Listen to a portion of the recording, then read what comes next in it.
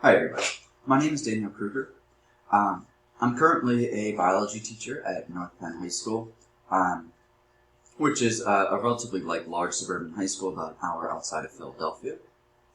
I'm currently enrolled in Fort Hays in the instructional technology program, and I'm super excited to take this class with y'all. I'm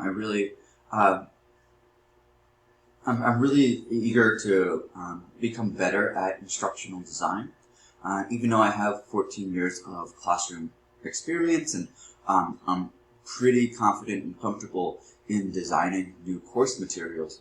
The whole virtual learning and hybrid learning that we were kind of thrown into, because of the pandemic, is kind of just like a new wrinkle for me. And I really relied heavily on, what I learned in the other courses in this instructional design program, and I think that this course will add to the tools that I need, to design content and instruction and assessments to help students who are not only in the classroom but trying to learn virtually or through hybrid instruction. All right.